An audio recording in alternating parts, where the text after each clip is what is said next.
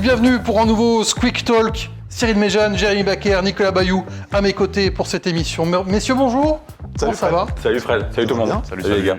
Bonne année Cyril, t'étais pas là la semaine dernière? C'est vrai, bonne année. On doit encore se dire bonne année, on est T'as jusqu'à la fin janvier pour dire bonne année. Si tu veux que je ne te dise pas bonne année, je peux ne pas te dire bonne année Nicolas. chauffé. Et bah, mauvaise année à vous tous. Voilà, comme ça c'est fait. Bonne année quand même encore chez vous si vous ne nous avez pas vu la semaine dernière. Après, je suis d'accord avec toi, ça me saoule aussi. Tu sais, à chaque fois que t'envoies un mail là, jusqu'à fin janvier, et que la première fois que tu parles à une personne, tu fais j'espère que tu vas bien, je te souhaite une très bonne année, gna gna gna gna. Mais on s'en fout, putain. C'est bon, allez, on passe à 2026 là. Bon, Cyril est chaud. 25. Oui, je sais, mais comme ça, je passe direct à 2026. Cyril est chaud, donc on attaque directement avec la guerre des étoiles. Sacha Vezenkov face à Kendrick Nunn.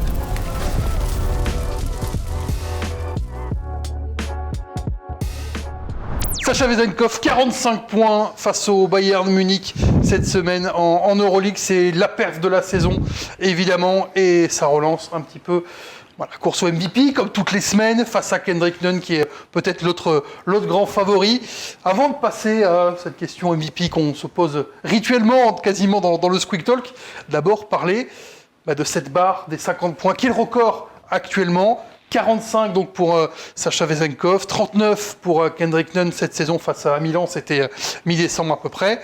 Est-ce que la barre des 50, 55, 60 est atteignable par ces joueurs-là, de ce calibre-là? Est-ce que vous y croyez à un moment donné? Parce que on voit quand même que c'est déjà bien difficile d'arriver au-dessus de 40, c'est pas une marque fréquente en Euroleague.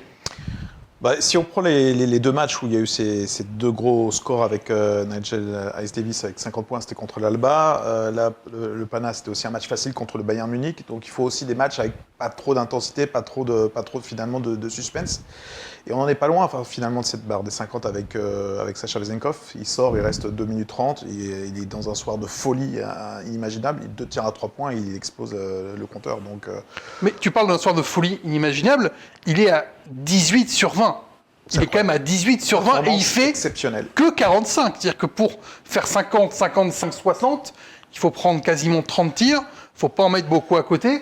On parle d'une vraie folie quand même. Juste par rapport à ce que dit Nico, il sort à combien de temps environ? 2,30. Mais est-ce que c'est pas stupide? C'est toi qui as commenté le match, Jérémy. Est-ce que c'est pas stupide? Je sais pas ce que tu as dit à ce moment-là.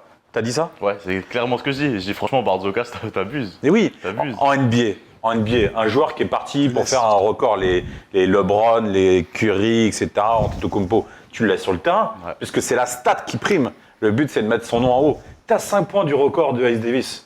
Je comprends pas en fait pourquoi on le laisse pas sur le terrain. Après, le coach dit en conférence de presse après match que voilà, il y a 3 matchs à venir, un match de championnat, les 2 à double week, donc on sait jamais. C'était un match sur des poussins, il y avait des plots allemands. Mais voilà, il n'y avait pas d'intensité, donc tout le monde aurait voulu, même ceux qui sont pas forcément fans absolus de l'Olympiakos, voir cette barre parce qu'elle lui tend les Je suis d'accord avec toi, c'est stupide. Mais est-ce que c'est pas une course au record, tu vois, qui finalement n'a aucun intérêt, même si nous on en parle pour un joueur, pour le coach en tout cas, est-ce que ça va... Non, pour le joueur, je pense que c'est ouf.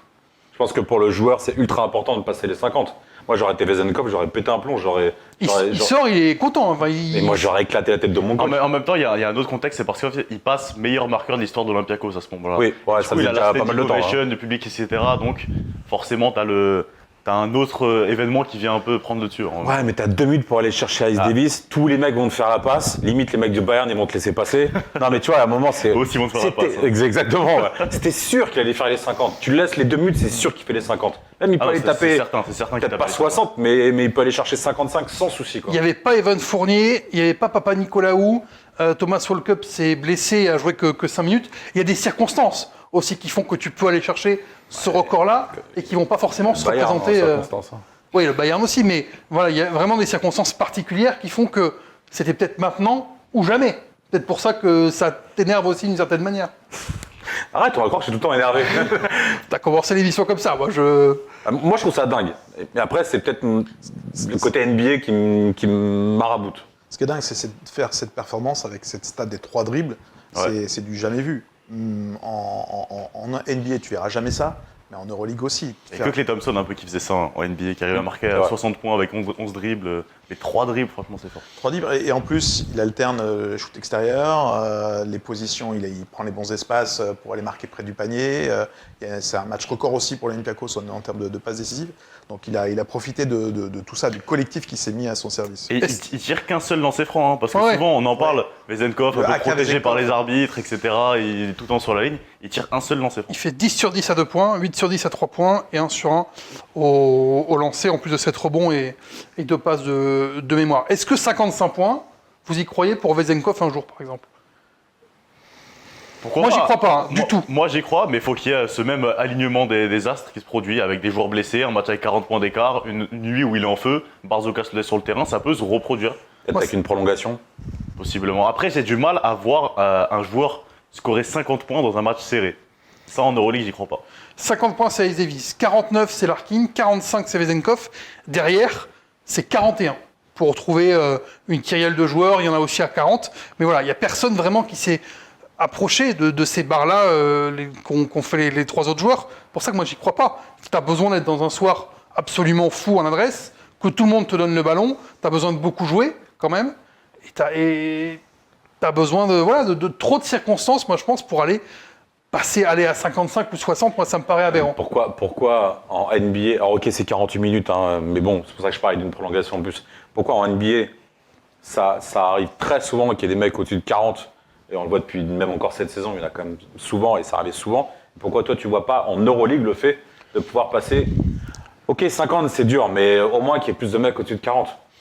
Pourquoi ? Parce que t'as pas le même rythme qu'en NBA, où tu peux vraiment avoir une débris. Alors Paris est arrivé cette année à imposer un autre rythme, mais tu vois, l'Olympiakos va jamais jouer 90, 100, 110, 120 possessions dans un match. C'est vrai que dans le jeu de l'Olympiakos, c'est pas simple de mettre 50 points.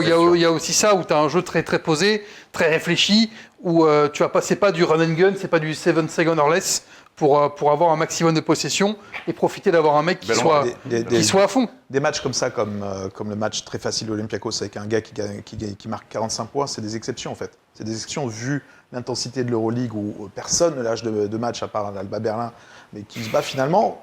Souvent, ils font des bonnes premières mi-temps à l'Alba Berlin, mais c'est très difficile. C'est très difficile de scorer comme ça autant de points. C'est quasiment impossible, vu que les matchs sont quasiment 9 fois sur 10 hyper serrés. La perte de Kendrick Nunn à 39 points, il joue 37 minutes, donc il joue quasiment l'intégralité du match contre Milan. Il fait 4 sur 7 à 2 points. Il ne fait que 8 sur 16 à 3 points. Ok, nul. 16. Que 8 sur 7. C'est il énorme prend déjà. quand même 16 tirs. En Euroleague, c'est rare. Et il fait 7 sur 7 au lancer franc pour 37 déval. Donc, tu peux te dire aussi que Kendrick Nunn, si il est touché par la grâce ce soir-là, il fait 12 sur 16, bah, il y est au 50. Et il faut faire 12 sur 16. Donc, tu as quand même besoin de circonstances qui n'arrivent quasiment jamais. Quoi. Jamais personne n'a mis 12 tirs à 3 points en Euroleague. Hein. C'est ça. Et Hobbs qui a monté à 11. Mais non, c'est sûr, pour moi, c'est possible. En plus, il ne faut pas oublier que l'Euroleague moderne n'a que 25 ans. Donc pour moi, ce genre de circonstances, ça va se reproduire. Oui, mais toi, parce que tu l'as pas passé la barre des 25 ans encore dans ta vie, donc qui avons un petit peu franchi cette barre, on se dit 25 ans, ça fait quand même beaucoup de temps pour établir une perf comme ça. Si personne n'est allé au-dessus de 45-50 en 25 ans. Oui, mais après, je rejoins ce que dit Nico, c'est-à-dire que tu as un style de jeu en Euroleague qui est très lent, en fait, et c'est pour ça que Paris a révolutionné le jeu de l'Euroleague, puisque les coachs ne savaient pas défendre contre des mecs qui courent. Je suis encore énervé là. Mais c'est pas moi qui le dis. Hein. Non, c'est vrai. Non, mais oui, le style de jeu de l'Euroleague a toujours été un peu comme ça. En plus, même par le passé, le titre de Limoges, alors ok, c'est vieux ça. Toi, t'existais même pas dans les rêves de tes parents, t'existais pas. Mais même le titre de Limoges, c'est vrai que je fais 54-55 la fin. 59-54. Voilà, bon, mais parce que ça joue à la mi-temps. C'est le score à la mi-temps en Euroleague de plus en plus. Ouais, puis ça joue, c'était les 30 secondes encore à l'époque. Et puis ça joue 27-28 secondes, pas avant. C'était la volonté des coachs. Mais c'est clair que.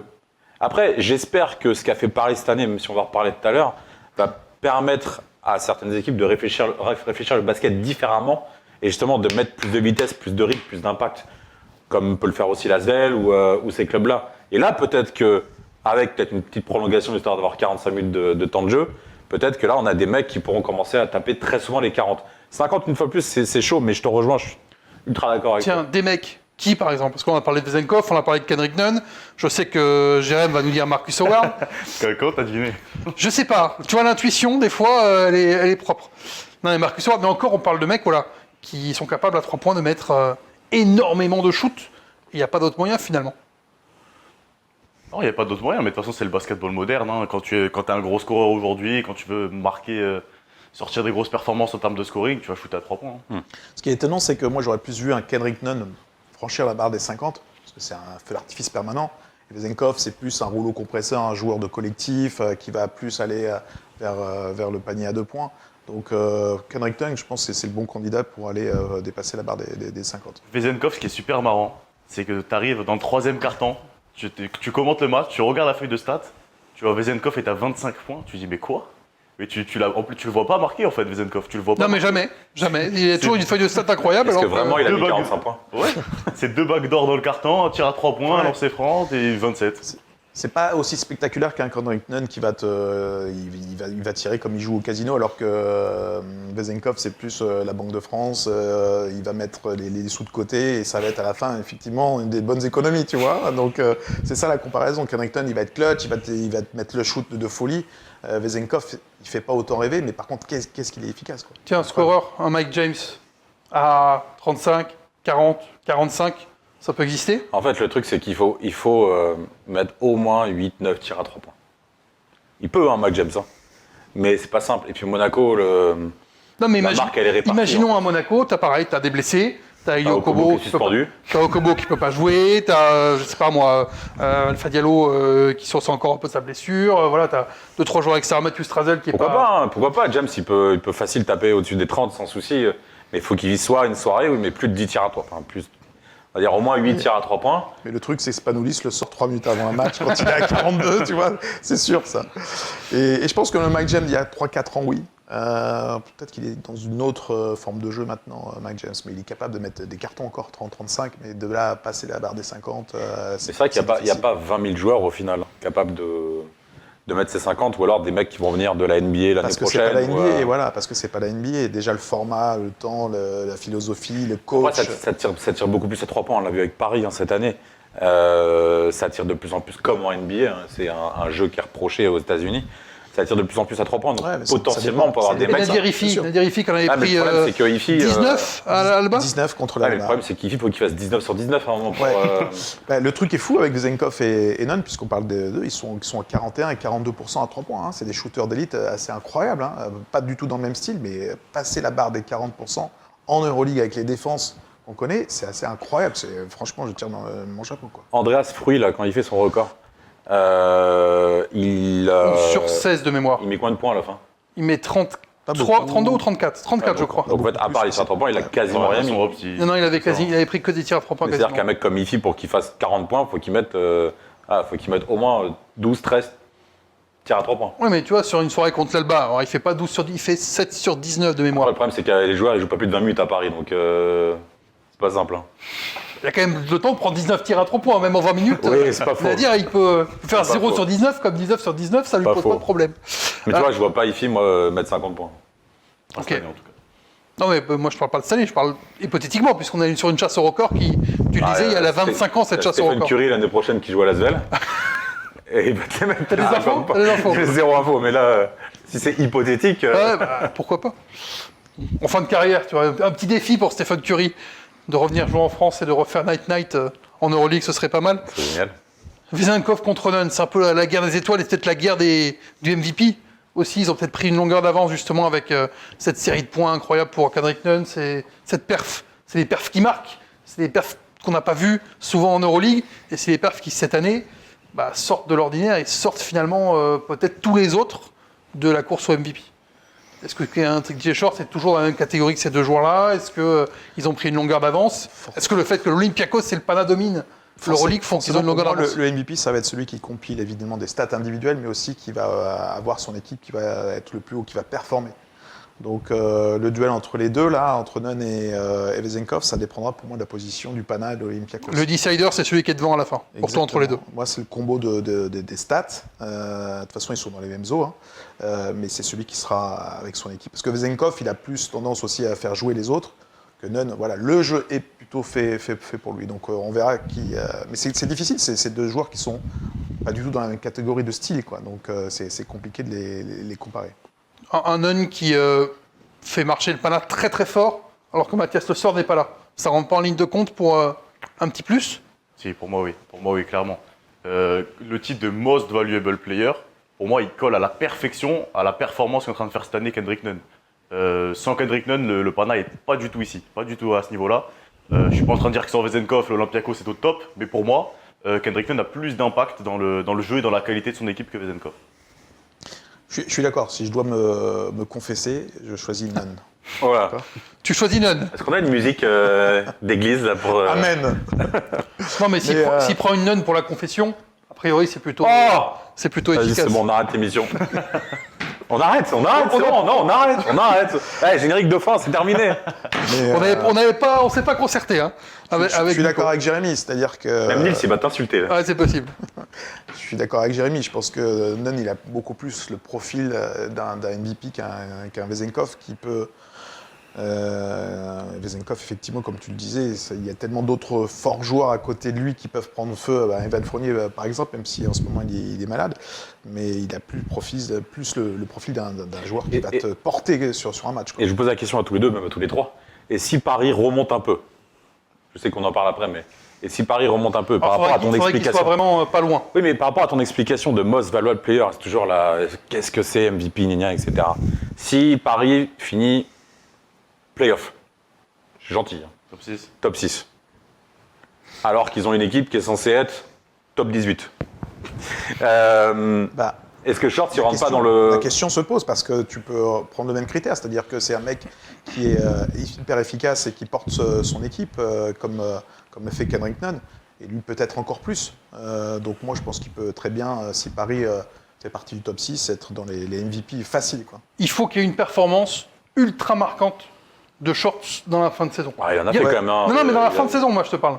Je sais qu'il en a fait. Je sais qu'à Monaco, il sort quasi un double-double avec quasi 30 et 10. Mais tu as besoin de marquer les gens encore plus sur un truc. Alors, c'est peut-être le scoring, c'est peut-être la passe. Aller chercher peut-être le record de passe, tu vois, de Cody Miller McIntyre, ou s'en approcher, faire 20. Voilà, d'avoir une perf où tu te dis, ah ouais, je m'en souviens. Je m'en souviens absolument. Là, est-ce que tu te souviens globalement de TJ Shorts? Est-ce que tu t'en souviens sur une perf précise? Non. Tu vois, où il a laminé tout le monde sur un match. Non, mais en même temps, c'est aussi grâce à lui que Paris est top Bien 6. sûr, j'ai pas dit le contraire. Mais je te dis que par rapport à un Nunn qui, voilà, sur 5 matchs, a fait un 140 points, quelque chose comme ça, Ouais. et le Pana a gagné 5 matchs, Vezenkov en sort 45 de nulle part, quasiment. Voilà, tu as besoin, même si tu es effectivement sur une moyenne de, il est à 19 points ou 18 points, ou un peu moins. Oh, puis en 17 Eval, points il est, et 7 passes de moyenne, Eval, c'est il est quand même... souvent au-dessus de 25. Ouais, bien sûr. Non, mais bien sûr, je suis d'accord avec vous. Et c'est sûr qu'il y a de grandes chances que ça soit ou un mec du Pana ou un mec de l'Olympiakos. Mais est-ce que fait Shorts pour emmener son équipe en playoff? Moi, je te dis pas que- c'est quand même je te dis assez pas incroyable. que- Non, ils le mettront pas. Même s'ils font 5 ou 6, ils le mettront pas. Je te dis pas que ce qu'il fait n'est pas bien. Je te dis, il y a besoin, comme un Malédon, il y a besoin sur la fin de saison, par exemple, si tu veux. Mameldon, il rentre pas dans le game. Bah, il est dans les meilleures évaluations, il Ils est quand même... sont 13, 14. Ah, mais comme ça. ils ont une victoire de retard sur la 10e place quasiment, ou 2 victoires, non, une victoire de retard sur la 11e. donc tu le vois, 2 Asvel, top victoires. 6. Ils ont 2 victoires de retard sur Paris aujourd'hui. Ouais, c'est vrai. Donc au final, ils se font une série de victoires, ils sont pas si loin de. Donc tu de vois la 6-7. top 6. J'ai pas dit que je voyais la Svel top 6. Ah, je te pose la question. Je vois la Svel play-in. Ok. Tu vois. On a et- noté On Mais sort l'extrait à la comme fin. Nice, la Devant semaine Paris. dernière. Peut-être. Regarde, on est enregistré, il y a des caméras et tout. hein. Je sais, je vois, il y a le point rouge là-bas et tout. L'émission a commencé. L'émission a commencé, il paraît.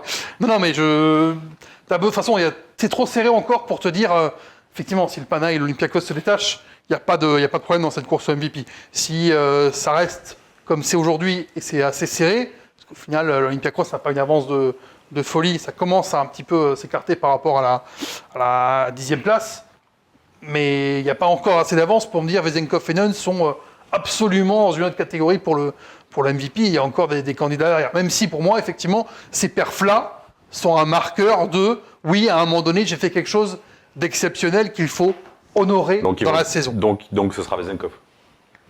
Pour moi, aujourd'hui, c'est plus Vezenkov. Parce que l'Olympiakos est devant, comme Nico le rappelait tout à l'heure.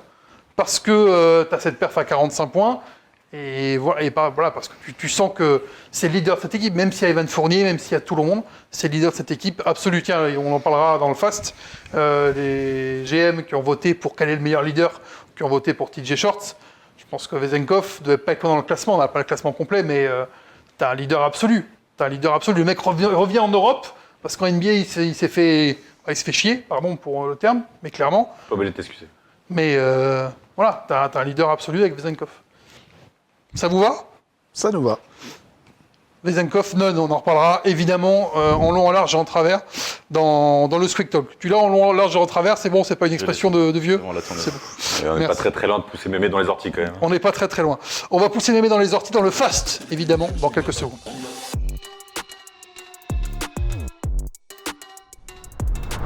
Le fast pour toutes les actus de la semaine en vrac, on en parle pas. C'est votre choix, messieurs. Est-ce qu'on parle d'abord de Paris et de cette chute qui commence à être un peu sans fin, parce qu'on n'est pas sur une, pas sur deux, pas sur trois, pas sur quatre, mais sur cinq C'est pas bien défaites. ce que tu fais. Oh, c'est pas bien ce que tu fais. C'est pas bien ce que je fais, mais c'est rigolo. C'est un peu rigolo quand même. Désolé pour TJ Shorts, mais voilà. Il a un peu cherché. Maintenant, il faut relancer la machine. Est-ce que vous voyez la chute de Paris s'arrêter cette semaine ? Anadolu, Maccabi au programme à l'Adidas Arena. Et est-ce que le problème n'est pas structurel avec, on en avait déjà parlé dans le Squeak Talk, ce manque à l'intérieur qui commence à être payé face à tout le monde ? Est-ce que vous voulez en parler de Paris ? Ouais, je pense que cette semaine va être cruciale. Franchement, tu as 2 matchs à la maison contre 2 équipes qui sont à ton niveau, voire dessous, le Maccabi et les Fesses. C'est pas forcément que le manque de jeu à l'intérieur, moi, qui m'embête, c'est juste la défense, quoi. Ils ont baissé leur intensité, ils sont à 93 points quasiment encaissés sur les 5 derniers matchs. Un peu de fatigue, un peu de manque d'expérience sur certains matchs. Quand à Baskonia, ils mènent de 19 points, ils ne savent pas tuer le match, ils perdent finalement le match à la fin. Moi, j'y crois encore, en fait.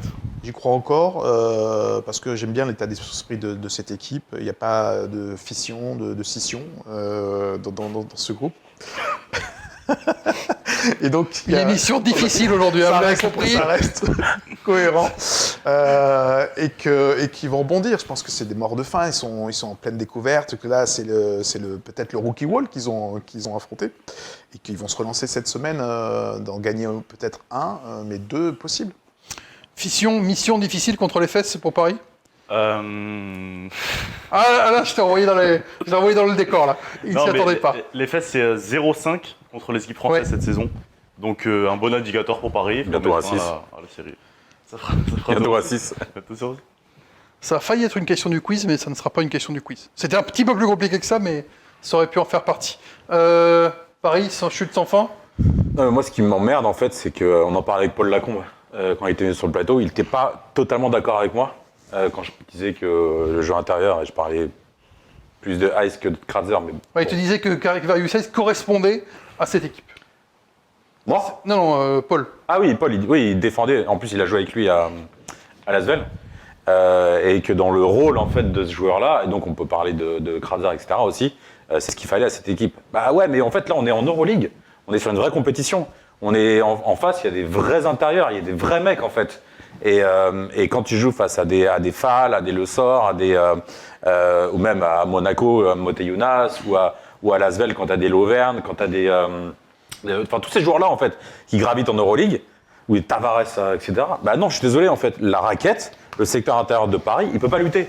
Alors oui, ça défend un peu moins bien, peut-être qu'il y a le Rocky Wall, peut-être qu'il y a de la fatigue, l'enchaînement, dont ils n'ont pas l'habitude. Et je suis désolé, le secteur intérieur est un vrai problème pour Paris. Et j'attends que Paul revienne pour qu'on en reparle, parce que à l'époque, on en parlait, Paris était dans une bonne dynamique. Maintenant que Paris est en galère, eh ben, je suis désolé, Ali Traoré, on échange souvent avec lui, pour lui, c'est un enfer, ce jeu intérieur. Mais Nico en parlait, même contre Baskonia, qui n'a pas un secteur intérieur exceptionnel. Il y a Shima Boneke, mais c'est... Ah, mais moi, Dante Hall, tous les jours, je le prends à Paris. Mais moi. les gars, les 10 victoires qu'ils ont eues, c'est pas grâce au jeu intérieur. Même si Kevarius Hayes fait plutôt une saison très correcte, il n'y a pas de points, il n'y a pas d'impact à l'intérieur. Même si sur certains matchs, Kevarius Hayes il va te mettre 10 points. Oui, mais tu as des coachs qui ne savent pas s'adapter au jeu parisien. Maintenant qu'ils ont à peu près compris et qu'ils ont mis la VHS dans le magnétoscope pour comprendre comment joue Paris, bah maintenant ils s'adaptent. Et là, on voit les vraies lacunes de Paris. Et la lacune principale de Paris, c'est le jeu intérieur. Attends, la VHS, Jérém, Je l'ai vu venir, hein, tu sais que je l'ai vu venir. Tu l'as vu venir Ouais, je l'ai vu venir de très très loin. on mettait des images dessus avant. Enfin bref, c'était le 21e siècle, 20e siècle. C'est quand même dingue, en fait, que dans la construction de cette équipe, qui est ultra intéressante, hein, c'est-à-dire qu'avec les anciens de Bonn... Mais c'est Hayes qu'ils ont été chercher en pivot. Et pourquoi tu vas chercher Hayes en fait? Ouais, mais Parce que t'as pas d'argent. je partage quand même un peu cet avis de fait que ça manque d'impact à l'intérieur, mais tu as TJ Short sur les 3 derniers matchs, 4 passes décisives de moyenne. Alors qu'il est largement au-dessus sur toute la saison à 7. Les shooters ne mettent plus dedans. Et à l'intérieur, t'es bloqué. Yantunen, qui est un joueur qu'on sous-estime peut-être dans l'impact du jeu de Paris, est à 0 sur 22 à 3 points sur les 4-5 derniers matchs. Donc il y a une grosse crise de confiance. La fatigue, je pense, ça explique un peu aussi ce manque d'adresse. Et donc Paris se retrouve avec moins d'énergie sur les matchs. Baskonia, ils doivent le gagner. S'ils sont dans la série des 10 matchs, ce match-là, ils ne le perdent pas. Mais Nico, je suis d'accord avec toi. Mais il y a un moment, et j'espère que tous les coachs, justement, se sont adaptés. Je veux dire, tu coaches contre cette équipe. Tu vois que des mecs en train d'artiller, et à l'intérieur, il n'y a pas un mec qui sait faire un putain de lay-up. Tu défends que sur les extérieurs. Tu fais des choix défensifs sur les pics porteurs. Tu fais des choix de sortir. Moi, j'adore. C'est peut-être un à l'ancienne, mais Moteyounas qui fait des step out, des machins et qui sort super fort. Tous ces trucs-là mettent en difficulté Paris.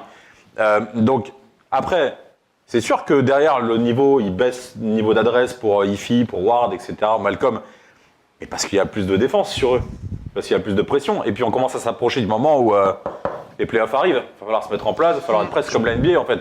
Et c'est là où justement tu as besoin d'un secteur intérieur qui est fort et qui va t'apporter un peu de points. Ah non, ils se font massacrer la gueule à l'intérieur. Ouais, non, Mais ils l'ont pas. De toute façon, ils l'ont pas. On a fait le constat depuis le début de la saison. Secteur intérieur, c'est Kivarius Hayes derrière Leon Kratzer à quelques minutes, mais globalement, c'est pour faire des fautes. Et Enzo Charvin n'avait pas eu de temps de jeu en Euroleague jusqu'à. J'aurais bien aimé avoir Enzo un peu plus souvent.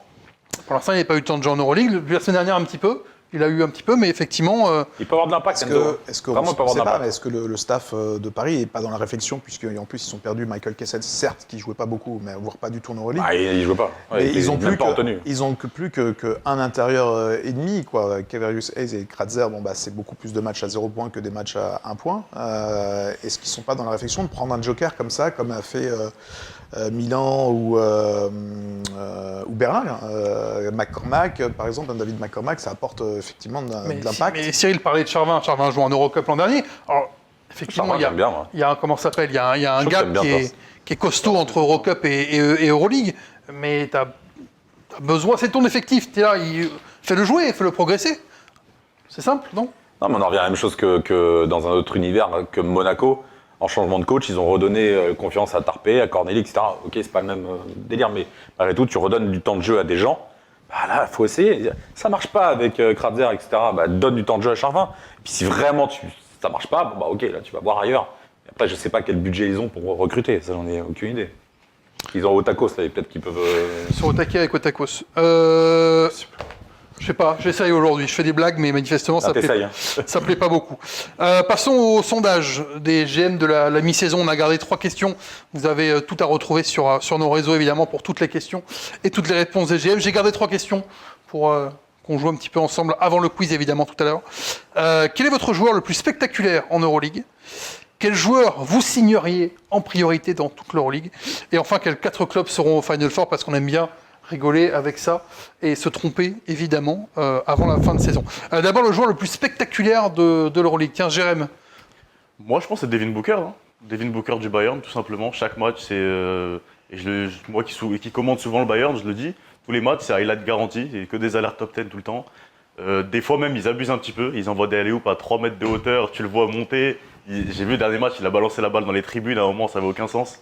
Donc parfois, il force un peu. Mais non, franchement, c'est très très fort. Même défensivement, au niveau des contres, c'est bien spectaculaire. C'est quoi, je vais pas te suivre, mais je vais prendre le même poste. Je vais prendre un Tyreek Jones aux Partisans, qui est encore plus expressif, j'ai envie de dire, que Devin Booker, et qui lui aussi a mis quelques bons pétards en alley-oop cette année. Nico, Cyril, un autre choix? J'hésite avec Leon Kratzer, justement.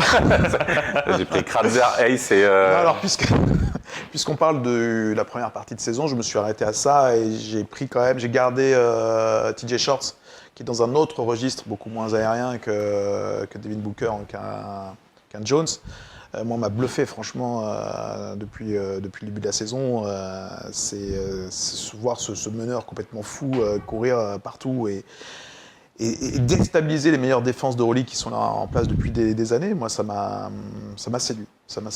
J'ai trouvé que il n'y a pas les dunks, évidemment, mais il y a le jeu spectaculaire dans un autre. Il commence à y avoir des 3 points. Si en plus on rajoute des dunks, bon... Il y en a à l'échauffement, putain. Paris va bien le vendre. Il envoie TJ Shorts au dunk à l'échauffement. Ah, faut vraiment qu'il y ait personne là. Faut qu'il y ait personne. Mais j'aimerais bien le voir claquer un petit Thomas en contre. Mais c'est un peu comme Curry en fait, c'est un peu le même principe, c'est que de temps en temps t'as un dunk, mais faut vraiment que le mec soit seul tout. Hein.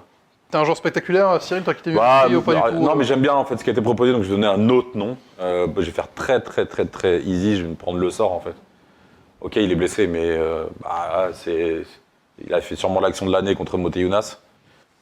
Sur la tête de Moteyounas. C'est le premier de notre top 20 mi-saison en tout cas. Ouais, mais on aurait pu me mettre 5 fois premier en fait. Mais non, voilà, le sort. Après, ouais, j'aime bien Booker, Shorts, clairement. Après, Tyreek Jones aussi.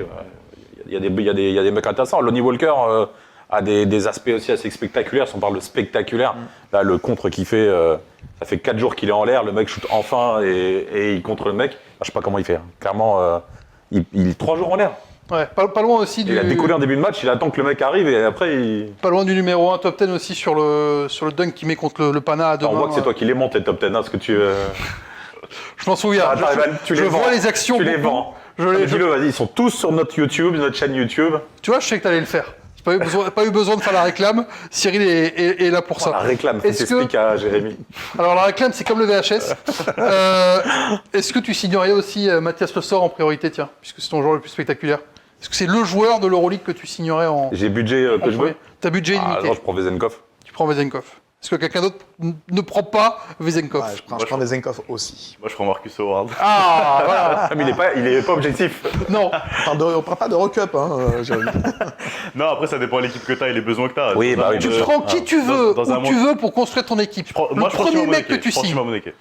Premier mec que tu signes, Ouais. c'est Shima Moneke. Moneke. Ouais. Intéressant. Dans le côté Energizer. Dans le côté Energizer, l'homme un peu à tout faire, il peut shooter à 3 points, il peut défendre du poste 2 à 5 en gros. Ouais, je prends Shima Moneke. En plus, il va te faire des contenus sur tes réseaux sociaux. Franchement, ça fait de la bonne com pour l'équipe. Quand même. Moi, je prends peut-être Walter Tavares. Tu vois, qu'on a un peu oublié avec le Real, qui a eu du mal à démarrer cette saison, mais qui reste quand même peut-être la valeur la plus sûre au pivot de l'Euroleague. C'est moins flashy, mais bon. Ah, c'est pas spectaculaire. Mais t'as quand même une sacrée base pour démarrer. Et dernière question de ce sondage mi-saison des General Managers de l'Euroleague. Quels sont les 4 clubs que vous voyez actuellement au Final Four? Est-ce que dans les 4 réponses, quelqu'un ne met pas les 2 clubs grecs déjà? Non. Voilà. Donc Olympiakos, Panathinaikos, ça c'est fait. Il nous manque 2 clubs. Vous voyez lesquels? Moi, je mets Monaco Ouais. et le Real. Monaco-Real. Monaco-Real chez pareil. Nico. Ouais, juste pour faire différent de vous, je mets Monaco et Fener. Ouais. Juste pour faire différent. Moi je pense que la surprise, ça peut être qu'il n'y a pas de surprise cette saison finalement. C'est tellement le bazar. Mais C'est-à-dire. Paris et Lasvel, toi. Non, justement, c'est-à-dire que, comme vous, c'est-à-dire que ça va être Olympiakos, Panathinaikos, Monaco, et effectivement Fener, Real, ou un autre gros. Après, là, il faut se méfier des. On le sait, c'est-à-dire que le premier et le deuxième, ils savent contre qui ils jouent en quart. Mais il faut se méfier, on l'a vu avec Monaco ils par savent pas, exemple. justement, premier et deuxième, puisque tu as le play-in. Oui, pardon. Il faut se méfier justement de qui tu vas jouer en play-in. On a vu le problème avec Monaco en fait. Mais, même s'ils avaient gagné à la fin. Mais il faut faire attention. Si tu tapes un Real si Real est entre 5 et 8 et que tu tapes le Real chez toi, même si tu as le Real chez toi. Oui, mais le Real ne Pas serait pas simple. une surprise au Final Four finalement. Ouais, C'est mais ça veut dire aussi, ça veut dire que potentiellement, le Real, ils vont finir quoi C'est la question qui va arriver. Mais, Ils peuvent faire top 4 encore. Ah, tu penses que ça finit 4 ou 5 Il y a les 2 clubs grecs, il y a Monaco, et pour moi, ça finit devant le Fener. Ok. Donc il va y avoir un Fener Real. Ils sont remontés, ils sont à suis 11 d'accord. victoires, donc ils sont plus qu'à 2 victoires de Monaco par exemple. Donc avec tout le Il y a des déplacements temps qu'il dangereux. reste quand même. devant, tu as quand même la place pour remonter dans les 4. Je pense qu'il n'y aura pas de surprise. C'est ça qui est un peu fou alors que cette saison elle est sans dessous, c'est que Final Four, tu auras les 4 clubs, tu n'auras pas un Bayern, tu n'auras pas forcément un Paris qui aurait pu sur la première partie de saison te dire je vais prendre ça. Thomas Hurtel qui nous a fait Barça et puis finalement la Corogne. Est-ce qu'on comprend la volte-face du Barça? Qu'est-ce qui s'est passé? Est-ce qu'on parle de Thomas Hurtel et... Il y a un mot pour résumer toute cette histoire, c'est fiasco quand même. C'est un énorme fiasco de la part du Barça. Il y avait déjà eu un premier fiasco quand ils l'ont laissé à l'aéroport à Istanbul parce qu'il y avait des rumeurs de transfert au Real. Donc toi tu comprends pas la volte-face du Barça en fait? Ça prouve que ce club a un gros problème. Un gros problème de gestion. Le coach était d'accord, il voulait Thomas Hurtel, ils se sont appelés, je te recrute. et parce qu'il y a eu des messages des supporters, le président Laporta change au dernier moment, alors que tout l'état-major sportif du club était d'accord. Donc, énorme manque de respect à un joueur, et en général, pour les joueurs, c'est pas un bon message. Si tu veux signer au Barça, il faut s'attendre à ce qu'il y ait on se fasse des coups un peu comme ça. Donc, énorme fiasco. Metz qu'un club, là, c'est Metz qu'une joke, quoi. Tu vois, c'est une blague, quoi. Moi, j'aurais été plus loin que ça. C'est pas une blague, c'est un scandale. Metz qu'une merde. C'est un scandale. Non, mais c'est un scandale. Il te fait venir comme Thomas Hurtel pour le signer, tranquille, et en fait, juste parce que... Il faut venir de Chine avec, pas à pied, hein, mais avec sa famille, et il le plante total à Barcelone, quoi. Pourquoi ? Parce que les supporters ont dit que... Mais tu pensais pas que les supporters allaient réagir à Thomas C'est la Hurtel limite de ces clubs qui revient chez toi avec les socios, où le président est élu par les socios, donc je te donne à manger, je te fais plaisir, t'es pas d'accord avec ce joueur. Non mais là parce on parle de politique sportive. On parle de politique sportive, t'as besoin Ils en ont besoin, d'un joueur à ce ils en ont besoin. C'est poste-là, politique tout court. ou de politique tout court, mais... C'est pas sportif. mais non Il a plus. raison. T'es élu par les socios. Donc, obligatoirement, tu dois leur faire plaisir. C'est comme. Donc dans ce cas-là, ne contacte même pas Thomas Hurtel en il y a fait. eu Mais à quel plusieurs- moment tu contactes Thomas Hurtel en fait ? En fait, je suis d'accord, bien entendu, c'est un scandale, etc. Et c'est dramatique pour Thomas. Mais à quel moment tu contactes Thomas Hurtel ? Tu sais très bien ce qui s'est passé dans le passé. C'est pour ça que je te dis, une fois que tu l'as contacté, parce que Et à quel moment Navarro et le coach ont cru que ça allait passer auprès des supporters de reprendre Hurtel ? je sais pas, Mais moi, c'est de la folie Mais qui c'est est pour en ça fait. que moi ça me paraît. C'est fou, pas Thomas le problème. en fait. Le problème, c'est Non, Navarro et le coach. Non, moi je te parle, c'est un scandale de la part du Barça. C'est la part. Oui. Tu le fais venir. À partir du moment où tu l'as fait venir, en fait, c'est que tu avais anticipé, tu avais Mais pourquoi pensé ils n'ont à pas ça. été demandés au-dessus, en fait, à Laporta, s'il était d'accord ? Bien sûr. Surtout que tu connais l'historique. Et les réactions sur les réseaux sociaux étaient dans ce sens. C'est-à-dire, je ne sais plus si c'est Gershon ou Vincent Poirier qui ont dit mais c'est pas étonnant, ça m'étonne pas du Barça, quoi. Cette organisation, ça fonctionne pas T'as sur le même ça. problème en foot avec, comment il s'appelle le joueur qui n'a pas été signé là. Daniel Mo. Ouais, Daniel Mo, merci. Le joueur qui n'a pas été signé parce qu'il y a toutes les règles dans le foot espagnol, avec les salariés cap, etc. Mais tu as le même problème dans le foot. En fait, tu recrutes un joueur que tu ne peux pas faire jouer, tu le sais que tu ne vas pas pouvoir le faire jouer si tu ne vires pas un autre, etc.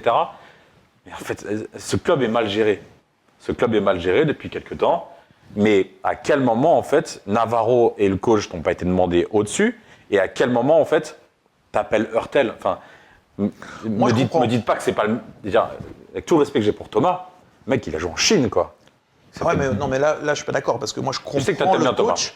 Je comprends le coach qui a besoin Ah, pour lui. d'un créateur comme l'était la Provitola qui est blessé. Donc tu te dis, Mais ouais, mais tu vas pas chercher Hurtel. le profil qui lui ressemble, c'est Thomas Hurtel. Il connaît l'organisation. C'est un joueur qui peut faire jouer ton équipe, qui peut jouer avec les grands. Il connaît les Moi, Euroligues, moi, perso, il a je ne sais l'expérience. pas quel niveau il a.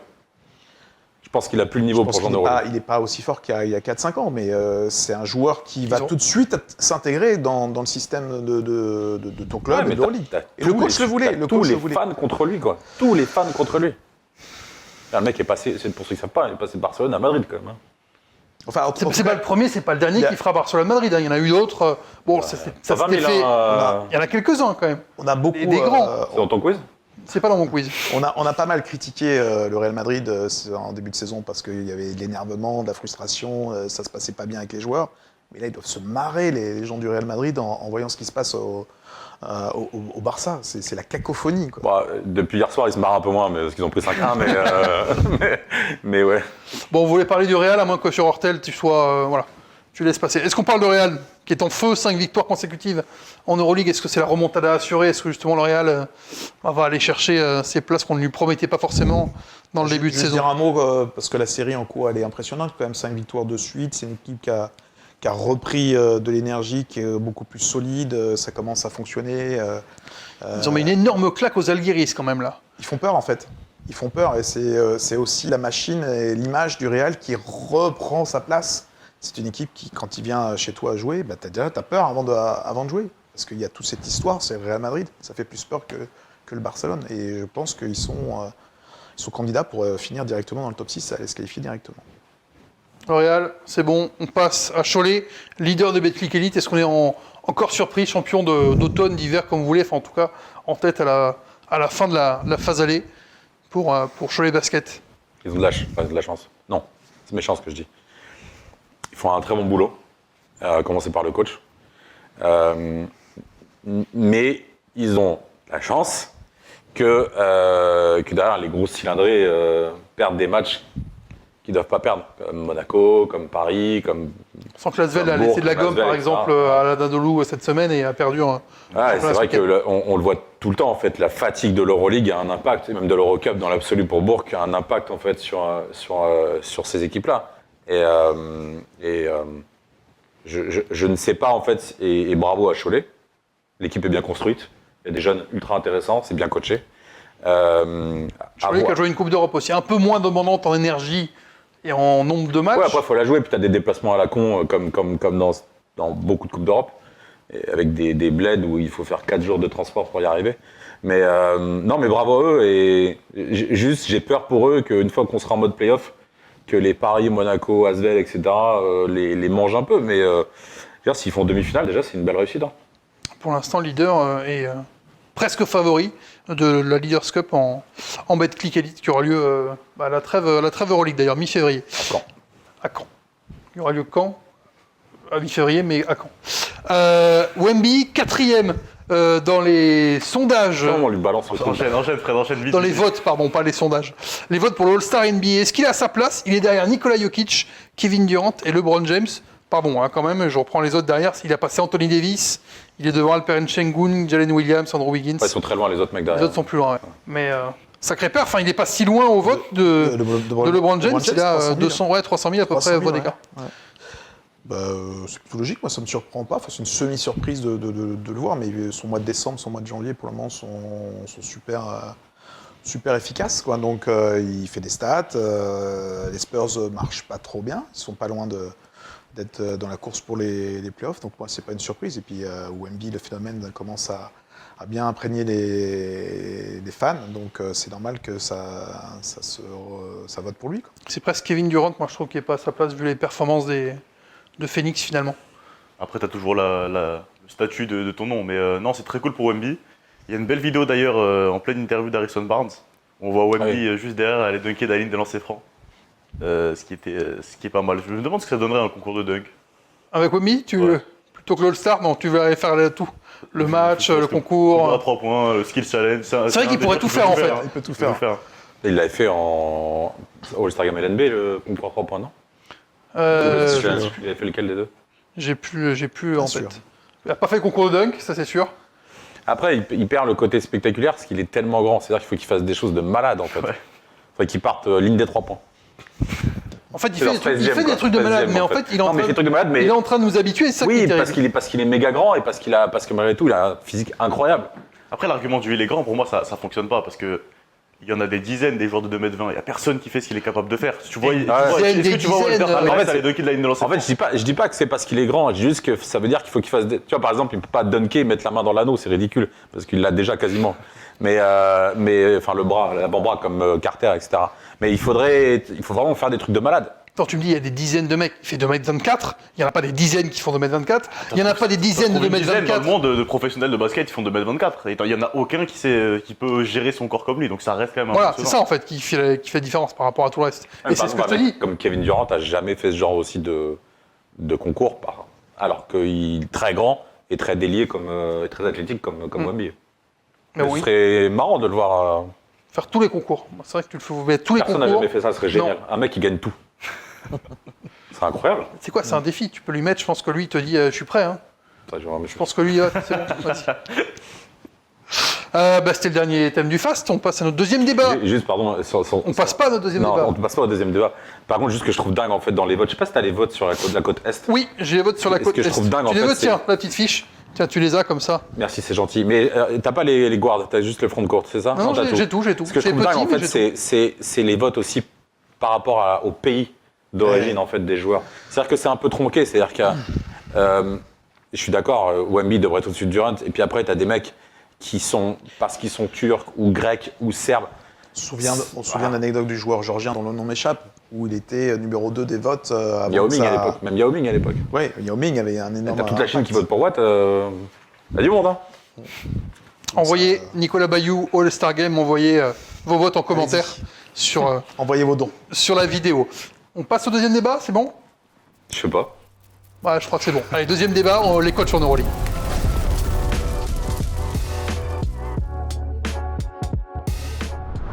3, c'est le nombre de coachs qui ont été priés de quitter leur poste depuis le début de saison en Euroleague. On a Luka Banki, qui a été remplacé par Duško Ivanović à la Virtus. On a évidemment Saša Obradović, remplacé par Vassilis Spanoulis à Monaco. Et on a donc Tomislav Mijatović, remplacé par Luka Banki. Léo, il a juste demandé de se décaler d'une C'est chaise. ça, qui est passé sur le banc, mais à Incroyable. droite Jamais vu ça. de Luka Banki. Incroyable. Donc 3 changements de coach. C'est Il était pas sur moins. la gauche dans le dernier match. Pardon? Il n'était pas sur sa gauche. Tu vérifieras sur la vidéo, mais c'était peut-être en miroir sur l'écran, c'est pour ça que je l'ai vu de l'autre côté. Mais je vois que tu passes à gauche et c'est bien Cyril. Donc c'est moins que les 8 changements de l'an dernier. Mais est-ce que ces 3 changements, pour vous, ça vous paraît finalement normal dans une compétition qui est l'Euroleague, qui demande tout de suite des résultats ou presque? Ou est-ce que c'est un peu de l'impatience? Tomislav Mijatović, il a fait 11 mois à la tête de l'Anadolu, pour prendre le dernier exemple, par exemple. Resituons le contexte de l'Euroleague, avec cette dramaturgie qui n'est pas du tout la même qu'en NBA, où là, tu as le temps. C'est ce que disait d'ailleurs Nikola Mirotic dans Best in Class, que je vous conseille de regarder, parce qu'il est très intéressant, il explique bien le truc. Instant réclame. Exactement, il dit que quand tu es en NBA, tu perds un match ou 2, on dit ouais, c'est bon, 5-6, vas-y, ça va aller. Alors qu'en Euroleague, voilà, au bout de 3 matchs, le président, la presse en parle, etc. Donc il y a effectivement cette urgence. À Nice aussi. À Nice aussi. Il voulait dégager Splitter au bout de 2 matchs. Oui, 3. Il n'y a pas que Niels qui voulait. N'est-ce pas, Jérém? Donc il y a cette Moi, urgence. je vais le relancer, le hashtag Splitter Out. Il y a Ah On arrive à 10 défaites de suite, je le On relance. va en parler après, tiens, de Thiago Il y a Splitter. cette urgence qui fait que les clubs, les présidents sont pressés, donc quelquefois ça marche. Est-ce que tous les clubs sont dans l'urgence? Parce qu'il y a plein de contre-exemples Non, mais finalement. le contre-exemple, on en parlait juste avant, c'est le Real. Je veux dire, Ils auraient pu le virer. pourquoi ils l'ont gardé en fait? Alors au final, ils ont eu raison. Ils sont sur 5 victoires de suite. Mais pourquoi ils l'ont gardé dans un club? Alors, un club normal, je sais pas si ça existe, mais dans l'absolu, ils auraient dû le virer en fait. Parce qu'au Real, on ne fait pas les choses comme au Barça, on ne fait pas n'importe quoi. On laisse. le Ancelotti temps. est toujours là après le 5-1. Hein. Eh oui. 5-2. 5-2, c'est vrai. Putain, j'ai oublié le dernier, c'est vrai. Mais excuse-moi, pardon. en même temps, si tu fais un bilan cette année, 3, c'est pas énorme. 3 changements de coach par rapport à l'an passé, on en parlait avant l'émission. À la, c'était à la 8. même date, on a combien? 8, c'est sur l'année entière. Huit sur mais- Oui, l'année c'est sur l'année entière. entière. J'ai pas la date exacte. Ah, déjà, j'ai pas été déjà, chercher. très mal rien préparé que cette émission. deux, quand même, C'est hein. horrible. On compare pas les choses avec les. 2 à Lasvel. Ah oui, c'est vrai. Absolument, t'as 2 à Lasvel dans la- Et voilà, là, c'est parfaitement l'illustration d'un changement de coach. Et puis t'as Berlin où ils changeront pas le coach, t'as Lasvel où ils changeront pas le coach, Maccabi ils changeront Berlin et pas le coach. Maccabi, voilà, par exemple, les 2 derniers, bon, Non, ça ne bougera pas pour être Katash et Israël Gonzalez. L'Anadolu, tu comprends pas. Tu comprends pas pourquoi ils changent le coach. Ah oui, tu comprends pourquoi ils changent. Ouais. Ils sont pas dans l'urgence négative par rapport aux blessures, par rapport à leur roster. C'est une équipe qui est dans la course encore au play-in, donc il n'y a pas d'urgence. Pourquoi tu Mais tu vois, Monaco Et l'était tu aussi. remets assistant. Monaco était aussi différent. en bilan pur. Je trouve qu'il y avait des défaites un peu inquiétantes sur l'attitude, Ah, le l'état jeu. d'esprit. Bah, Voilà, là, on retombait dans les travers monégasques. Dans ce cas-là, Et c'est pas le même- pour l'Anadolu, t'es Ouais, dans mais le c'est même. pas le même, c'est pas le même club, c'est pas les mêmes objectifs. Monaco a l'objectif d'aller au Final Four. L'Anadolu, on est dans une sorte d'après double titre, d'après départ d'Ataman, qui tarde un peu. Il y a des nouveaux changements aussi à l'intérieur du club de l'Anadolu au niveau de la direction sportive. Donc il y a des changements de coach que tu comprends pas du tout. Quoi. Mais ça fait une saison, ouais, Et une saison et demie. Luka Banki qui se fait virer parce que ça colle plus du tout avec les joueurs de la Virtus que tu prends.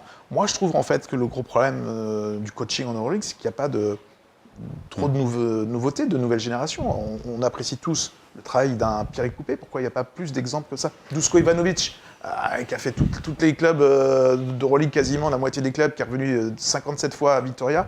Pourquoi la Bologne On a un Pierre Coupe à Lasvel, on a un Thiago Splitter à Paris, on a un Ioannis Ferropoulos, on a un Spanoulis, on a Ioannis Ferropoulos à l'Étoile Rouge qui a été prolongé pour 2 ans là. On a quand même. Mais c'est à l'image de ce roulement. qu'on voit aussi en Betclic Elite ou même en NBA, c'est-à-dire que t'as quand même une rotation entre les mêmes coachs en permanence, et de temps en temps t'as un jeune qui arrive. Est-ce que tu es président de la Virtus, tu te dis, bon, Luka Banki, ça n'a pas marché. Est-ce que je tenterais pas quelque chose? Pourquoi je n'appellerais pas, je dis n'importe quoi peut-être, hein, mais ça me semble peut-être crédible d'appeler Vincent Collet. Ok, il est en contrat avec C'est Cleveland. pas mieux. Hein. Mais j'ai jamais. Moi, je rêve de voir un Vincent Collet à la tête d'une équipe d'Euroleague pour voir. Parce que tu vas arriver pas mal de temps quand même. Hein. Et moi, Malheureusement Est-ce pour lui, malheureusement pour lui, est-ce que Vincent Collet, tu l'appelles pas à l'intersaison, mais pas pendant la saison? Pendant la saison, tu as besoin. De toute façon, il a un contrat avec les. Voilà, les non, mais, Cavs. non, mais je te prends. Vincent Collet est un nom, voilà, comme ça. Est-ce que ça quand fait tu partie- vas couper un coach à la mi-saison, ça veut dire que tu es en galère. Ça veut dire que tu as besoin de te rassurer. Donc, pour te rassurer, tu fais quoi? Tu prends un coach que tu connais déjà. Non, mais normalement, un coach qui a déjà de l'expérience. Tu es censé prendre des coachs qui sont... Après, ça dépend de l'objectif de ton club. Mais tu prends des coachs qui sont habitués à ces missions un peu commando. C'est-à-dire, dans le foot, on voit souvent ça. Dans le foot, en fait, tu as toujours les mêmes mecs en fait, qui viennent, les Courbis, Roland, ça fait longtemps maintenant, mais les mecs comme à Montpellier, où ils reprennent finalement toujours les mêmes mecs pour venir sauver leur équipe, ou à Nantes, là, s'ils avaient viré Camboire, c'est pareil. Gasset, Comboiré. Gasset, machin, etc. Tu prends toujours ces mecs-là, parce que tu sais, et Dupraz à l'époque et tout ça, parce que tu vas avoir un discours. Tu vas avoir un discours pour essayer de réveiller les joueurs. Mais finalement, quand tu es la Virtus, tu sais que tu vas finir dans les derniers. Et là, je te rejoins. Pourquoi aller chercher ce mec-là, en fait? C'est pas lui qui va te révolutionner le basket de... Et c'est là où Poupée, qui est le bon exemple, c'est la solution de facilité. Pourquoi tu prends pas un jeune? Au lieu de... Ok, Vincent, moi aussi, j'aurais kiffé de le voir en Euroleague. Bon, ce sera jamais... J'ai peur que malheureusement, ce soit jamais le cas. Mais pourquoi tu fais pas comme l'Asvel et tu vas chercher un jeune coach? Et tu lances un jeune coach. Bien, parce que on a Poupée, on a Spanoulis, il y a plein de mecs en fait là qui sont en fin de carrière ou qui viennent de finir leur carrière auxquels tu peux tenter quelque chose. Il faut tenter des choses en fait. Sachant que Poupée, finalement, a été le deuxième choix après Pozzecco. Tu vois, c'était pas Poupée, n'est pas venu derrière directement. Finalement, le staff de l'Asvel a tenté de récupérer un mec entre guillemets expérimenté, finalement pour se dire, bah non, mais prenons en interne en fait. Ils ont fait la même chose chez les filles, hein, avec Yann Cabioch.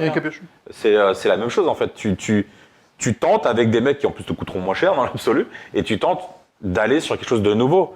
Et je comprends pas en fait pourquoi on sort pas de ces mecs là qui ont 99 ans. Là. La grande nouveauté, et ça se passera peut-être comme ça dans quelques années, quand l'Euroleague sera encore plus puissante, c'est de se dire, tiens, un coach typiquement qui a coaché qu'en NBA, je le prends dans mon équipe Euroleague, un Doc Rivers. Pourquoi pas croire qu'un jour ça se fasse sur le chemin inverse. Quel coach de NBA pourrait coacher en Euroleague? Est-ce que vous en voyez un comme ça? J'aurais dit Brad Stevens, quelques années. Bon, il n'est plus coach, mais il avait un peu cette mentalité, quoi. Un Greg Popovich. Oui, mais Popovich, c'est la réponse facile. Joe Mazzulla, ça peut marcher. Ouais. C'est un peu la réponse facile, Popovich. Mais la réponse évidente aussi. Mais Je suis pas convaincu que Popovich puisse le faire, moi. T'es pas convaincu? Non. Qu'est-ce qui te... Alors, enlève 10 ans à Popovich, on parle pas de la limite d'âge. Parce que l'Euroleague commence à jouer comme la NBA avec beaucoup de shots à 3 points, beaucoup d'isolation, beaucoup etc. Et t'as besoin de créer des nouvelles choses, de montrer des nouvelles choses en fait. Enfin, créer, c'est un peu abusé, mais t'as besoin de montrer du jeu rapide, de jouer plus vite, etc. J'ai jamais eu les Spurs jouer vite. Ouais, donc toi, c'est de l'adaptation en fait au basket moderne et. En fait, c'est le basket moderne. C'est la volonté d'embraser le basket moderne. Chaque 15 ans, 20 ans, etc. T'as une évolution en fait du basket qui passe des fois par des changements de règles. Bon là, des changements de règles, il n'y en a pas eu depuis de nombreuses années. Donc il faut un changement de rythme, quelque chose en fait. Et t'en as marre de voir par exemple Pablo Lasso ou des coachs comme ça finalement qui sont établis, un Saruna Jasikevičius, qui sont pas si vieux que ça en plus. Ces coachs-là. C'est pas longtemps qu'ils sont dans le business comme. Mais Non, mais c'est déjà des coachs établis. J'ai beaucoup de respect pour ces deux coachs que tu as cités, mais je me mets à la place des joueurs, quoi. Un Pablo Lasso, peut-être que à part dans une organisation comme le Real Madrid, il a du mal. Hein. Le Bayern, c'est un échec. Baskonia, c'est un échec. Jasikevičius, je trouve qu'il est vraiment hyper trop exigeant avec ses joueurs à chaque match, chaque entraînement. Je comprends les joueurs sur une saison aussi longue. Au quotidien, ça doit être fatigant. Et je respecte le coaching sur le côté tactique. C'est un stratège, Jasikevičius. Mais voilà, il faut s'adapter. Il faut être beaucoup plus manager.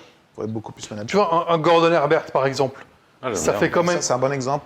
Mais ça fait quand même une paye qui est dans le circuit européen. Et il a coaché TJ Parker. Voilà, donc ça fait 20 ans, un peu plus de 20 ans qu'il est dans le circuit. Et t'as pas l'impression que c'est un vieux coach, entre guillemets, parce que c'est aussi ses débuts en Euroleague et qu'il a pas beaucoup fait de saison en Euroleague, mais t'as pas l'impression que c'est un coach qui est cramé, attention, quoi. Attention, je pense que tout ça n'a rien à voir avec l'âge. Un mec de 65 balais peut avoir les idées d'un basket moderne, en fait.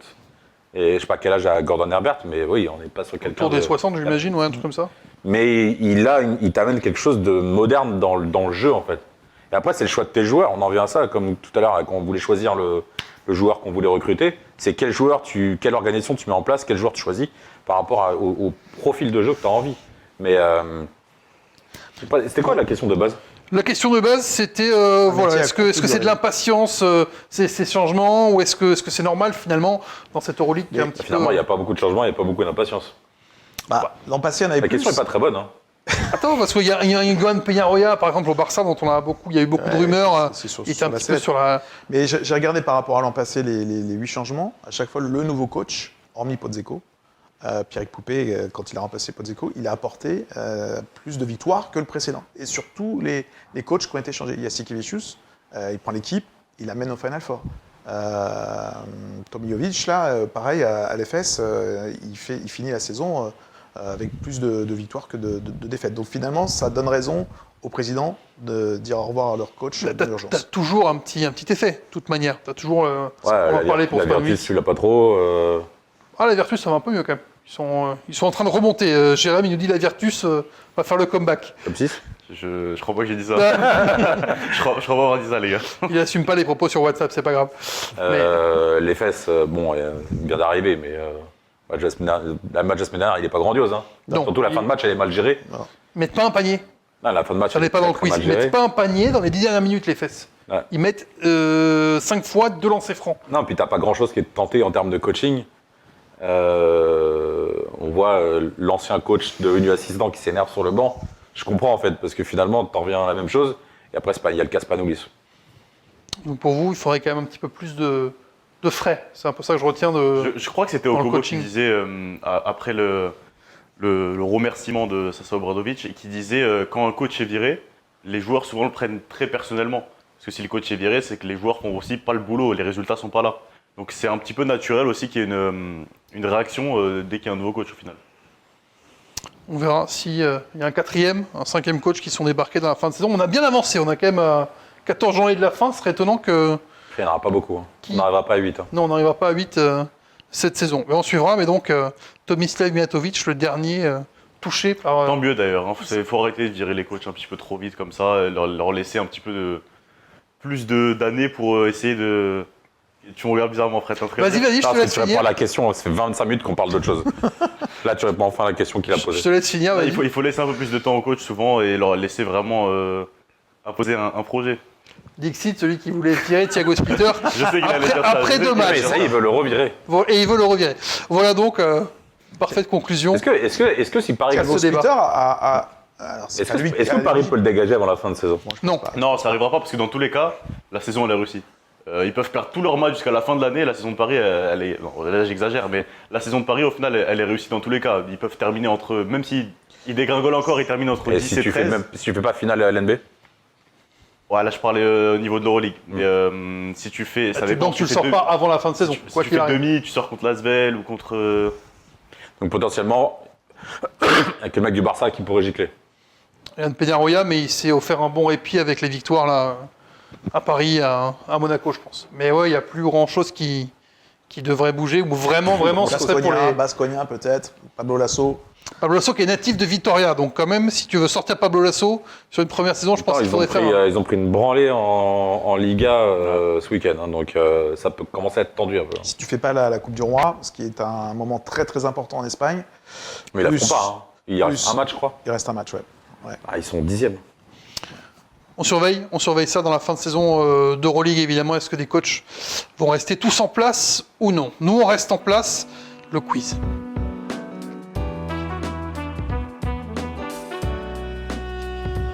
On termine cette émission, comme d'habitude, par le quiz. Tout le monde s'est déjà jeté sur ses petites tablettes. Moi, je prends ma tablette de score, évidemment, pour avoir Cyril, Jérémy et Nicolas. Oui, c'est ça, c'est bien. C'est les trois qu'on a en plateau aujourd'hui pour ce quiz spécial. Quiz spécial, Sacha Vezenkov, évidemment, après ses 45 points Un cette quiz spécial semaine. Vezenkov C'est un quiz spécial Vezenkov. Vous n'avez pas vu venir celui-là. Hein. Tu l'as pas vu venir? Bah, il est là. C'est rapide, il y a 8 questions. Il faut être concentré pour ce quiz Sacha Vezenkov. 8 questions sur Vezenkov. 8 questions. Elles vont toutes compter. Quel est le prénom de sa femme? Mais il y a des questions plus ou moins faciles. Première question, c'est un vrai ou faux? Sacha Vezenkov a donc claqué 45 points contre le Bayern. Vezenkov qui en a profité pour redevenir le meilleur marqueur de la saison en Euroleague. Vrai ou faux? En moyenne, évidemment. Est-ce que Sacha Vezenkov, avec ses 45 points, est repassé meilleur scoreur de l'Euroleague? Au combien de points ça? Ça vaut un point, c'est une petite question de chauffe, tranquille, c'est un vrai faux, pour le plaisir. Je vois que tu réfléchis. Non. Ah, ça y est, Ah, c'est bon. Mon choix est fait. Ton choix est fait. Il y a un peu tôt pour faire un choix, mais ton choix est fait. Le choix est fait. Allez, vas-y, on retourne pour tout le monde. C'est faux pour tout le monde, en effet. Il est deuxième, 20,6 points, derrière les 21,2 de Kendrick Nunn. C'est Kendrick Nunn le meilleur scoreur de l'Euroleague. Et c'est les deux seuls joueurs au-dessus des 20 points, Carson Edwards qui est retombé en dessous Il a mis 0, je crois, contre Il a mis 0. l'Olympiakos. Et- Scoreless. Il a mis 0. des 20. Un point pour tout le monde. Question 2, 2 points pour si vous faites un tout pile. Un point pour le plus près. Combien de points au total pour Sacha Vezenkov en Euroleague? Indice, c'est sa 9e saison. Et il est 34e du classement all-time. Combien de T'es sérieux, points là Ouais. Combien de C'est- points combien au de saisons total? Combien de saisons 9 saisons pour Sacha Vezenkov en Euroleague. Combien de points Là, je prends une calculette. au classement all-time? Il a un coup de calculette, là, s'autoriser à la calculette. Tout est auteur. J'autorise la calculette. Mais je vérifie qu'il n'y ait que la calculette. Parce que Alors moi, je suis en mode avion, mais. Ouais, c'est bon, c'est bon. Téléphone, putain. c'est bon, il n'y a que la calculette pour Cyril, on n'est 9 pas saisons, sûr. 9 saisons. On est dans sa 9e. Saison régulière ou. On est dans sa 9e saison régulière. Ah, mais tu comptes que les saisons régulières ou le playoff aussi? Non, on compte tout. On va partir au hasard. Hein. Je te confirme qu'on part sur hasard, mec. On compte tout. Bah, vous savez que Mike James arrive aux 5000. Voilà. Donc vous savez que c'est entre 0 et 5000 déjà. Donc c'est pas mal. 0 et 5000. Ça vous donne une petite fourchette. Ou une grosse fourchette, comme vous voulez. Il est 34e du classement all-time Sacha Vezenkov pour le nombre de points total marqués. C'est bon pour Nico, c'est quasiment bon. Allez, Cyril. 3912, 1700. 2700 et 1850. Eh ben c'est pas loin, Jérém. Ah ouais Ah, C'est combien toi qui vas prendre le point. C'est toi qui vas prendre. Hop, 2570. Oh, Il est j'avais qu'à mis 10 2500 points,4 de moyenne. Il a fait des saisons moisies au début. Il a fait des saisons un peu moisies au début. Et là, depuis 3 saisons, effectivement, ça marque beaucoup. T'as dit c'est entre Avec- 0 et 5000. avec Olympiakos. Je me suis dit, je vais me mettre au milieu. C'était bien vu de ta part. Tu aurais pu mettre presque encore plus au milieu pour être vraiment tout près de la réponse. Question 3, c'est encore un vrai ou faux. Malgré 3 saisons passées sous le maillot du Barça, entre 2015 et 2018, Sacha Vezenkov n'a pas été sacré champion d'Espagne. Est-ce que Sacha Vezenkov n'a pas été sacré champion d'Espagne, vrai ou faux? Entre 2015 et 2018. En clair, il faut savoir qu'il a été champion d'Espagne en 2016, 2017 et 2018. Sacha Vezenkov n'a pas été sacré champion d'Espagne, vrai ou faux? Cyril est le dernier à écrire sa réponse. C'est faux pour Cyril, c'est vrai et c'est vrai. Et la bonne réponse était vrai. Valence en 2017. Oui. Tu as les deux autres? Madrid et Baskonia. Madrid et Madrid. Madrid et Madrid. Real 2016, Valence 2017, Real 2018. Question 4, elle vaut 2 points parce qu'elle est difficile. Par quelle franchise Sacha Vezenkov a-t-il été drafté en 2017? En 2000 17. Il a été drafté 57e. Je n'ai aucune idée. 17, 7ème, ça doit être une Je te fais une fourchette, tu as une chance sur 30. Ouais, c'est sûr. Ah, je me mets au milieu 2017. 15. Ça doit être une équipe de fond de classement, ça, 57, non? Ah non, c'est une équipe Ah non, pas au au deuxième contraire. tour. En 2017. 57e. Ça peut être un vieux trade. Ça peut aussi être un vieux trade. Je t'avoue que j'ai pas été remonté jusque-là. Il est au hasard. Hein. Alors, mais au hasard, hein, clairement. hein. Ouais, on est un peu au hasard. Mais bon, fallait qu'il y ait une question Ça, je crois. pas simple. Ah. Golden State Warriors, Houston et les Bulls. Non, c'était les Brooklyn Nets. Putain, j'y ai pensé en plus. Vu que- Quel était, et là encore pour 2 points, le numéro de maillot de Sacha Vezenkov au Sacramento Kings la saison passée? Une demi-saison comparée à celle réalisée avec l'Olympiakos. C'est un indice, ça. Quoi, t'as dit quoi? Quel était le numéro de maillot de Sacha Vezenkov aux Kings la saison passée? Une demi-saison comparée à celle réalisée avec l'Olympiakos. Pourquoi il est autant. Pourquoi il insiste autant?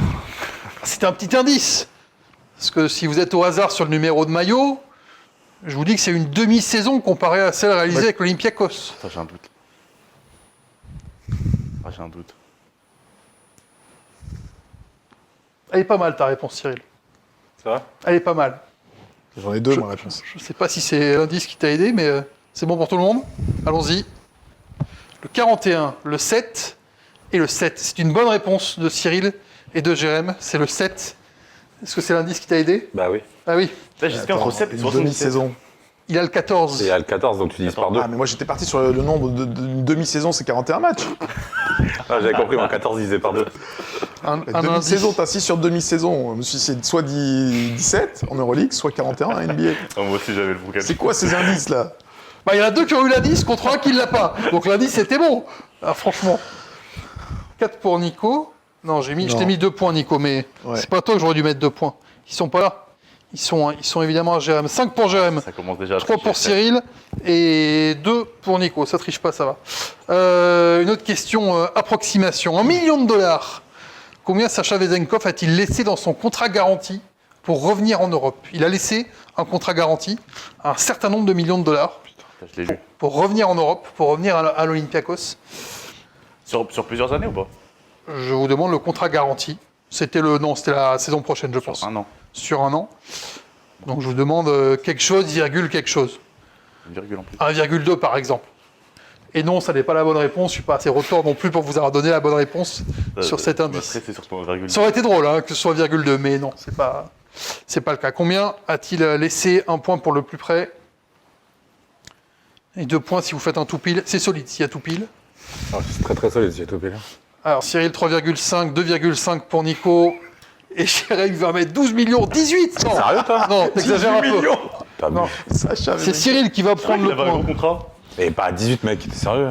6,6. Ouais, quand même. C'est beaucoup. Hein. 6 658 Il avait signé à combien? 536 C'est quoi ce dollars. contrat? C'était sur 3 ans, je crois, au Kings, quelque chose comme C'était ça. combien sur 3 ans? Oh, je l'ai pas son contrat. Moi, j'ai juste pris, je fais mon quiz avec juste faut les, trois. les questions. Hein. 6 fois 3, 18. Ouais, mais t'es pas obligé sur le contrat. Je sais pas. Moi, Il a j'avais- j'avais le laissé contrat sur les 3 ans. garanti. Mais par contre, tu vois, un quiz peut être informatif aussi. Bah, le contrat garanti qu'il a laissé, c'était la prochaine saison. C'était 6,6, un petit peu plus, en millions de dollars. Question 7, il en reste donc 2. Tout le monde peut gagner le quiz, à part Nico.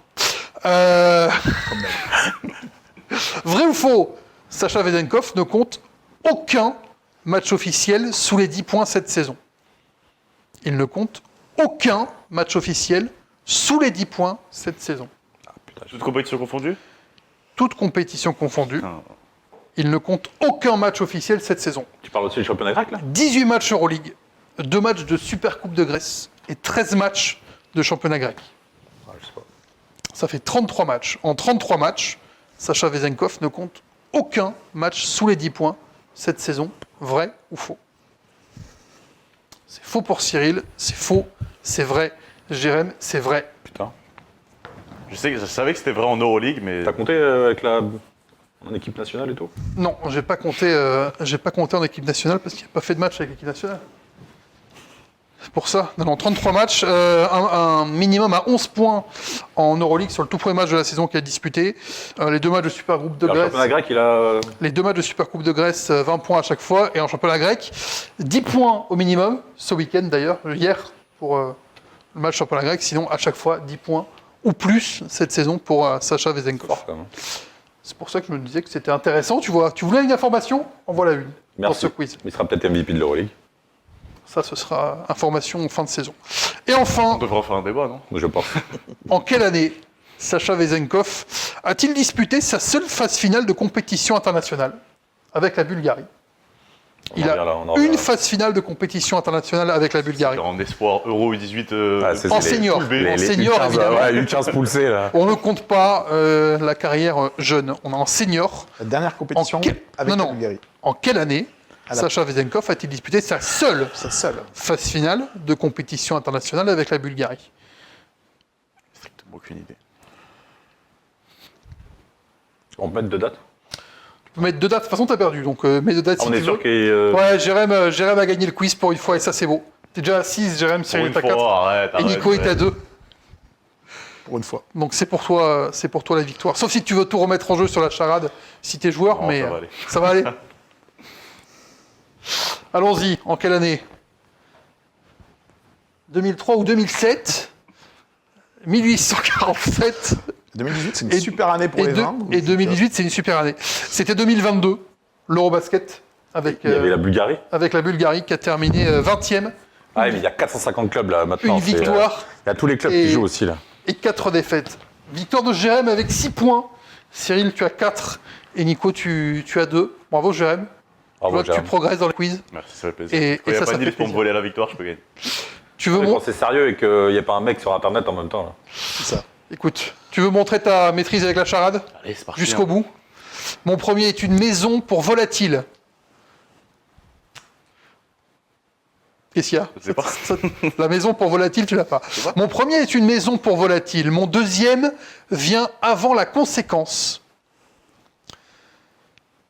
Mon troisième est la 9e lettre de l'alphabet. Faut connaître l'alphabet déjà. Et mon tout est une ville chère Nicosie. à Sacha Vezenkov. Nicosie. Et c'est Nicosie, la ville de Nico, naissance de Sacha Vezenkov. La maison Je pars pour sur des volatiles. joueurs à chaque fois. Facile. La maison pour volatiles, c'est un nid. Ah, c'est le Nice. Le deuxième vient avant la conséquence, c'est la cause, évidemment. Et le troisième, et la 9e lettre de l'alphabet, c'est le I. Nick, Oz, I. En fait, c'est un talk de sport. Hein. Tu commences à nous faire des trucs, causes, conséquences, machin, tout ça. Là, c'est. Faudra faire plus facile la semaine On n'a pas prochaine. les pipes encore. Et, Ça va. C'est pour gagner, il faut que ce soit un petit peu hors du commun, voilà. Mais Jérém, c'est toi qui as gagné, t'as pas besoin de la charade Bravo. cette semaine. T'as pas la couronne? Bravo. Non, c'est qu'on va faire ça la semaine prochaine, pendant la semaine On va acheter une NBA. On va, galette des rois essayer avant qu'il n'y en ait plus là et on garde la couronne. on va essayer d'avoir des couronnes discrètement. Si je retrouve la feuille, est-ce qu'on se ferait pas juste le programme de ce qu'on a sur Squeak cette semaine? Il faut que je Ouais, retrouve pas la beaucoup de feuille. matchs. Elle est là, elle était cachée. Demain, mardi, Asvel Partizan à 20h. Paris Anadolu FS, on en a parlé un petit peu à 20h30. Mercredi, on a de l'Eurocup, la 15e journée. Bourg-Salonique à 19h. On a Monaco au Bayern à 20h30, sacrée affiche aussi. Asvel, Alba Berlin, Paris Maccabi. Jeudi, c'est la 22e journée de l'Euroleague, 20h et 20h30. Et puis, on conclut la Double Week vendredi avec Étoile Rouge, Monaco. Il va falloir être fort pour Monaco dans cette superbe salle de Belgrade. Super programme à venir. Et la semaine prochaine, on va essayer de parler NBA. Parce que je crois qu'il y a 2 matchs sympathiques à Bercy entre San Tu veux Antonio dire qu'il y aura un Spurs. quiz NBA? Il y aura peut-être un quiz NBA Un quiz Wemby. la semaine prochaine ou un quiz Wemby. Mais j'essaierai de vous surprendre. Spurs Pacers, évidemment. Un quiz sur Champagne. Sur tous les noms qu'on peut franciser entre Europe et NBA. Oh, ça va être compliqué. Après, pain d'épices là et. Ça peut... David Panépis, t'avais bien aimé David Panépis. Sapinokis, là, comment il s'appelle là? Sapinowski. Sapinski. Sapinski, ouais. Sapinski qui joue toujours en 3e division polonaise évidemment. On sera sur la semaine NBA, on vous proposera des choses évidemment sur nos réseaux et puis sur notre chaîne YouTube. Vous pouvez aller voir tous les Squeak Talk depuis le début de saison, tous nos contenus également à disposition quand vous voulez. Nous on vous dit à la semaine prochaine. Ciao ciao.